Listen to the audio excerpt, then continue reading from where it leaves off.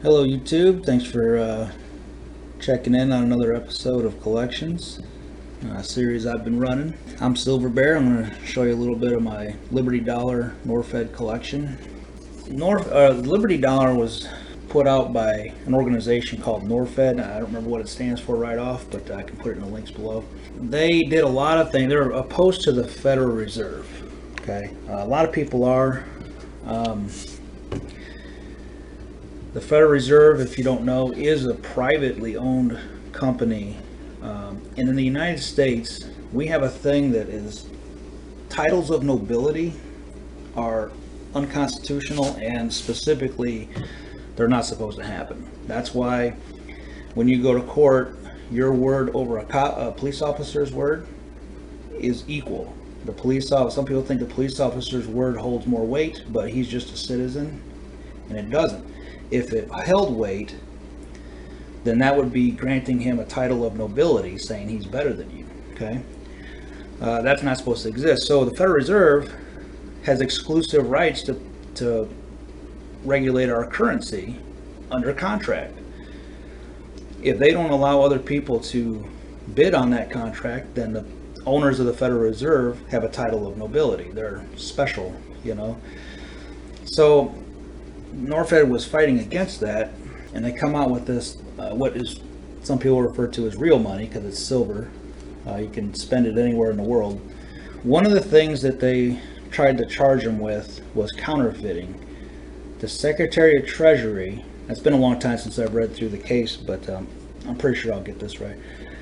The Secretary of Treasury said that it can't be counterfeiting charges because he's not counterfeiting currency that the United States made. The prosecutor, U.S. prosecutor, dropped the case a couple times. It went to court, and they dropped the charges, because there's no law against doing what he did.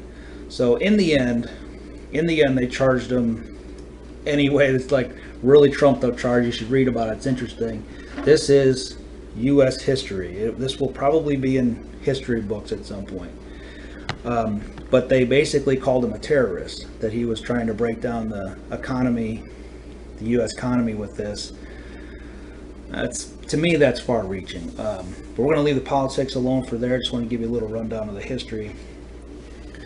Now, in 2000, this is a 2005, and it's marked $10, right?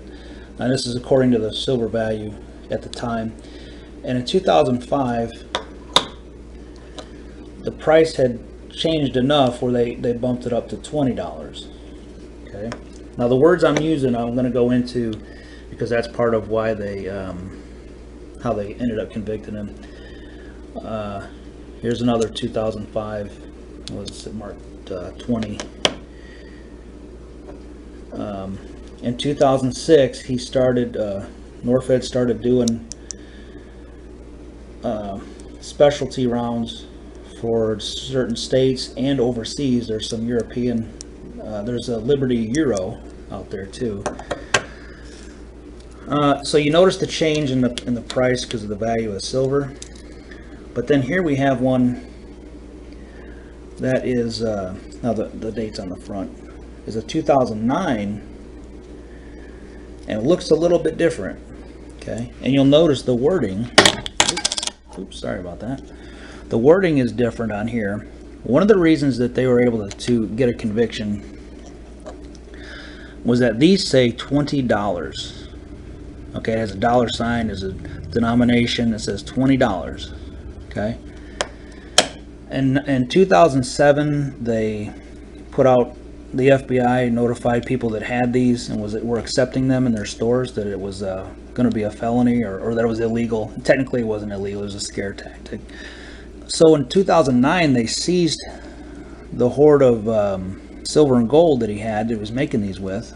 And during that time, they started changing the wording, where this one here says Liberty Dollar 20. So it doesn't say $20 anymore. So they changed the wording. This is why wording is so important.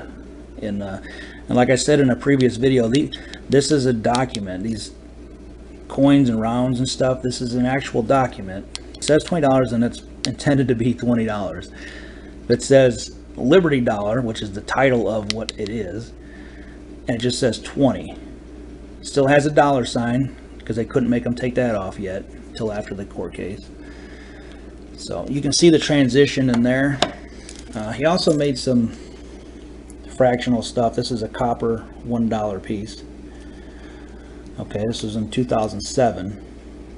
This is when they started scaring people out of it. This is still 2005, so it still says $10, and this is a ½ ounce. Okay. And remember, 2005 they used to have a 1 ounce $10, and this is a ¼ ounce. Also, oh, this is a 2006 here. So there was a lot of changes being made over the years. People really were accepting these. There's some documentaries on YouTube you can look up. You can look up keywords like NORFED, Liberty Dollar, Bernard von Nothaus. So in order to buy, there's not a lot of information on these, so you really have to do your research on your own. The only tools that are going to be helpful for buying these is a scale. Okay, that's all you can really do is use your scale. When more information, more detailed information comes out, you'll be able to use things like the loop, because it'll talk about the artwork. I'm hoping somebody will research this stuff better, and you'll be able to use this here. I can't remember. These are expensive. They are highly collectible, and I will link. There's a site. The guy's kind of, you can read in what he wrote. He's kind of a crabby guy and doesn't want to be bothered, but he will promote the resale of these, and they're really expensive. It's up to you all if you want to buy them. A lot of these I got for real cheap. These two I paid a lot more than I wanted to for, but I'm glad I have them. So, all right, well, I'm going to wrap this one up.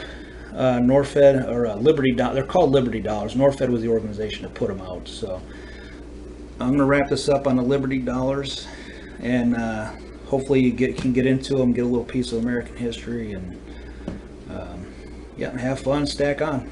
This is Silver Bear. I'm out of here. Bye.